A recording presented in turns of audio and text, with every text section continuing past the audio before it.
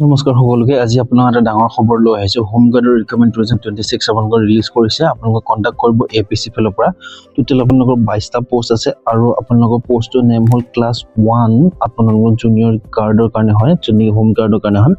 total post 22টা আছে আৰু job location আপোনালোকৰ অসম হয় আৰু এপ্লিকেশ্যন মোড আপোনালোকৰ অনলাইন হ'ব ষ্টাৰ্টিং ডেট আপোনালোকৰ 8 তাৰিখৰ পৰা হ'ব আৰু লাষ্ট ডেট আপোনালোকৰ 7 জুনলৈ হ'ব আৰু লাষ্ট পেমেন্ট ডেট আপোনালোকৰ 9 জুন তাৰিখলৈ হ'ব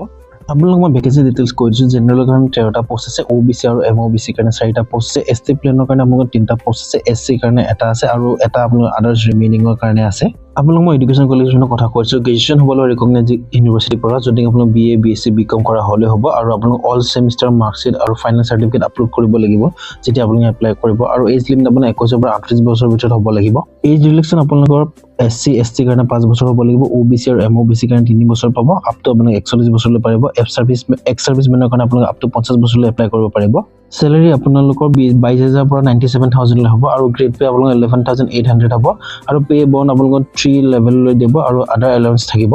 আপোনালোক মই এপ্লিকেশ্যন ফিজৰ কথা কৈছো এপ্লিকেশ্যন জেনাৰেলৰ কাৰণে আপোনালোক 297.20 रुपीस হ'ব আৰু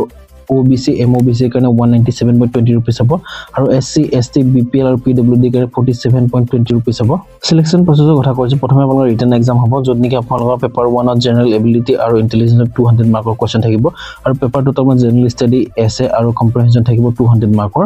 দুই নম্বৰ ষ্টেজ আপোনাৰ ফিজিক্যাল এফিচিয়েন্সি টেষ্ট হ'ব যত নেকি পিইটি হয় আৰু টেষ্ট আপোনালোক 100 মিটাৰ ৰেচ হ'ব আপোনাৰ 16 সেকেন্ডত কমপ্লিট কৰিব লাগিব মেল হিচাপে আৰু ফিমেল হলে আপোনালোক 18 সেকেন্ডত কমপ্লিট কৰিব লাগিব তাৰ পিছত আপোনালোক 800 মিটাৰ ৰেচ হ'ব যত নেকি 3 মিনিট 45 সেকেন্ডত মেল হিচাপে কমপ্লিট কৰিব লাগিব ফিমেল হিচাপে 4 মিনিট 45 সেকেন্ড কমপ্লিট কৰিব লাগিব আৰু লং জাম্প হলে আপোনালোক 3.5 মিটাৰ মেলৰ কাৰণে আৰু ফিমেলৰ কাৰণে 3 মিটাৰ হয় 3 নম্বৰ টেষ্ট আপোনালোক মেডিকেল টেষ্ট হ'ব তাৰপিছত 4 নম্বৰ আপোনালোক ইন্টাৰভিউ হ'ব আৰু পাৰ্সোনাল টেষ্ট হ'ব যত নেকি 50 মাৰ্ক কোৱেশ্চন থাকিব ফিজিক্যাল ষ্টেণ্ডাৰ্ড আপোনালোকৰ হাইট মেলৰ কাৰণে 160 to 165 সেন্টিমিটাৰ হ'ব লাগিব আৰু ফিমেলৰ কাৰণে 150 to 157 সেন্টিমিটাৰ হ'ব লাগিব